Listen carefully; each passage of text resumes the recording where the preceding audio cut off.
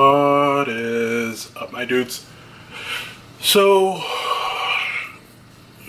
recently, I've been kind of just taking time trying to figure out what I wanted to do.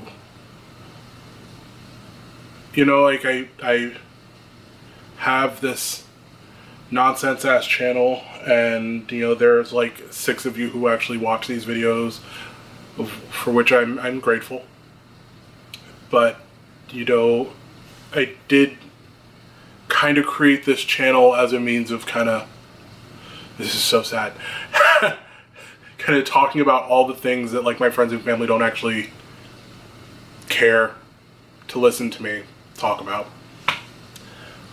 So I have nerdy friends who like D&D, so this isn't a D&D channel. I have really no friends that actually like K-pop, but like, this isn't a K-pop channel, which is weird. But I don't really have any friends that like care about most of the nonsense that I enjoy. And so I was like, you know what, why not? I'll make these stupid videos, and someone out there in the universe that likes that one stupid show, you know what show, might actually derive some sort of enjoyment from hearing my opinion on this nonsense. So I've been puttering around the house, kind of thinking about, you know, my next big video idea. You know, that one video that's going to get like 15 views. And, you know, I've been, you know, kind of running down the list, you know. So, like, should I make a video about, you know, my recent fascination with, like, BL dramas? Or should I make a video about the great mystery of the missing key change in Jaden Child's 1989 hit, Don't Want to Fall in Love? Or should I really punish myself and actually sit down and watch the 3rd episode of Motherland Fort Salem to see if they ever answer the question of the old lady hive mind? Because it haunts me. It lives. I can't. I haven't reached that point of desperation yet, but I'm getting there. But then, so something happened that kind of bothered me, and it set me down a path. And anyone who knows me in real life knows that I love a good spiral. So for those of you who don't know, I've been trying to learn Korean for 8 months or so now. Somewhat unsuccessfully, considering the fact that 6 of those 8 months have been spent in isolation. So I can't really meet people to practice speaking the language I'm trying to learn. And that makes it a little bit hard to actually learn said language. But that is a topic for another time, I suppose. But one of the resources I was introduced to is this app. It's called Hello Talk, and it's basically a language exchange app. It's an app where you can list the language you know natively, and you can list the languages you're trying to learn, and then you can meet people who speak said languages, and you know, you can do a language exchange. You know, you can help them with their English speaker, and like they can help you with whatever language you're learning. For me, it being Korean. So it's effectively like multilingual Facebook. Like, they're minus a lot of like the quizzes and the news articles, but like really it's just, you know, a lot of people posting questions about like the thing that they learned that day, or posting pictures of their trip to the beach, or posting pictures for me of like what they made for dinner, nonsense like that.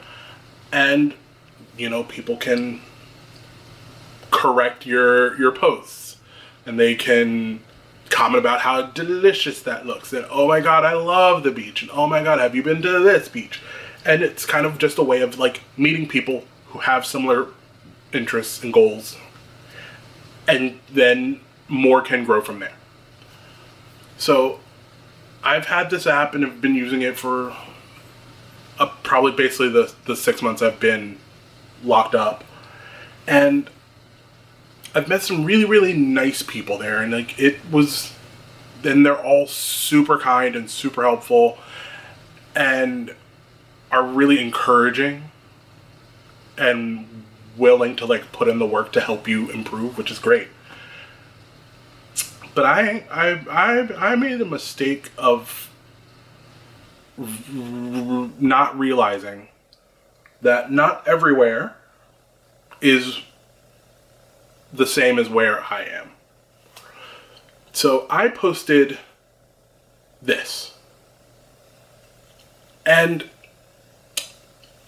nothing really came of it. You know, one or two people liked it. Okay, whatever, cool. That's the same as all other forms of social media for me. I'm not accustomed to getting a whole lot of attention or traction on the things that I put out there.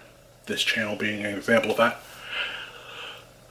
But then, like 4 or 5 days later, one of the people that I have actually like interacted with repeatedly posted a response that really kind of woke me up a bit. And it was this. So like, I'll be honest, when I first read that, I really didn't know how to respond, because yes, I understand that, you know, South Korea is still a fairly conservative country. Like, people who like love K-pop and like have seen, you know, watched K-dramas and have seen kind of South Korea from the outsider's perspective, or that idealized image that they put out there, they would probably think it's a little bit more liberal and open-minded than it actually is, I think. And so like this kind of gave me a bit of pause. Like, I have never actively like come out. Like, I just stopped saying they when talking about the person I was interested in, and just said he. Oh man, instead of saying, oh, they're really pretty, they're really nice, they're really funny. No, it's just, he's really handsome, you know, he's really nice, he's really funny. And so I had grown accustomed to it just being commonplace for people to just say without concern who they're into. And to see someone that I feel is a very kind-spirited person, like we've had great interactions,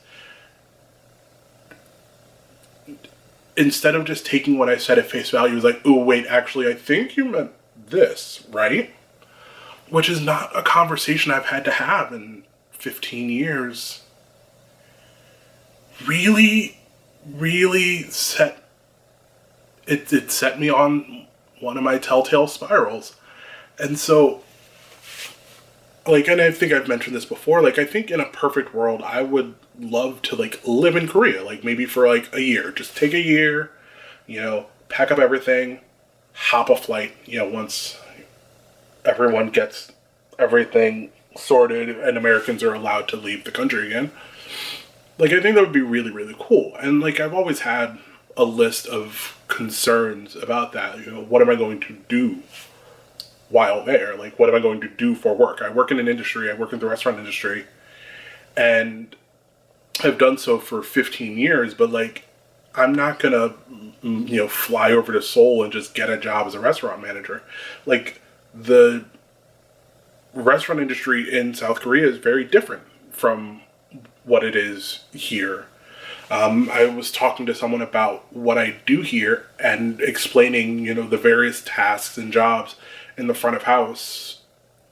And this very, very intelligent person could not grasp the fact that, like, there's separately a busser, a waiter, a manager. Like, he just wasn't getting it, because in South Korea, oftentimes, like, you know, it's one person doing everything. Like, you know, you have your server who is the one who's cleaning the tables between guests, and, you know, your manager is also actively taking tables. They're not just there to supervise. They're not just there for paperwork. They're also there to actively, like, they have a section too. And so how am I going to just walk into, you know, downtown Seoul and be like, hey, yo, hire me. By the way, I can only do this. And like the service is just different. And so I know that that's not something I can just pick up and do. I can't just haul off and move to another country and make it work. So that was already one issue that I had. And then I faced with this. And you know, like, I've watched some, you know, gay Korean vloggers, and a lot of them, you know, obscure their identities. They wear masks. They blur out their faces. And so it's a little troubling that, you know, I want to move to this country where not only would I be judged for being, you know, black, I would be judged for being heavyset, and now I would additionally be judged and ridiculed potentially for being gay. It's like, is this really somewhere I want to go? Is this somewhere where I can feel comfortable? Is this somewhere where I can thrive? And like, it makes me upset that I have to have these thoughts in 2020. And like, especially since it's already bad enough that I'm, you know, fat, black, and gay in America, where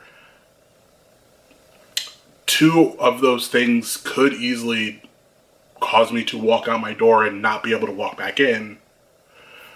And one of them is an object that is widely accepted as a source of just abject ridicule.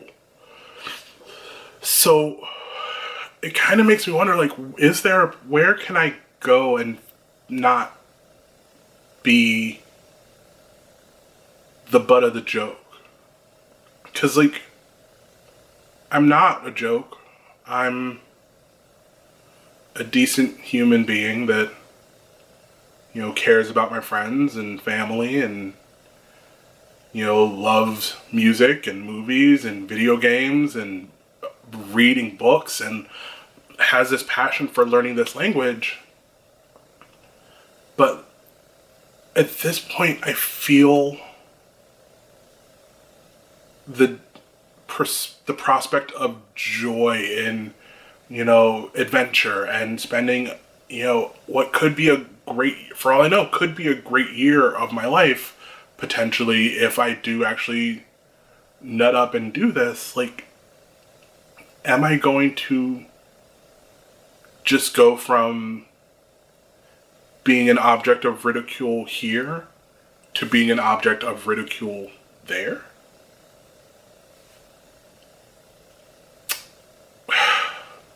You know, I don't really know what my intent for this video is, or was, or I don't know, but it's just like, these are the thoughts that I have.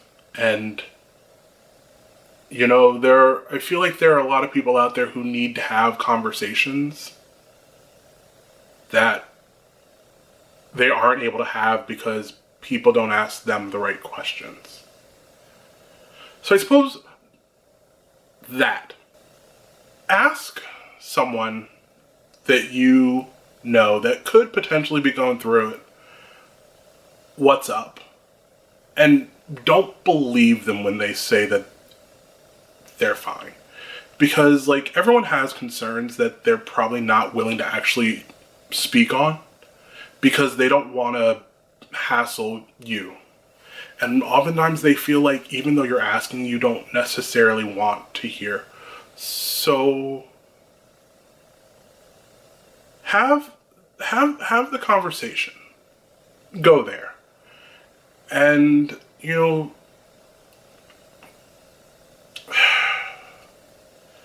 really just times are tough, and people are dying out there for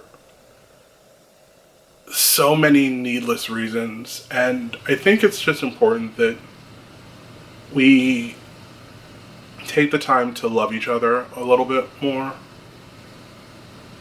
and just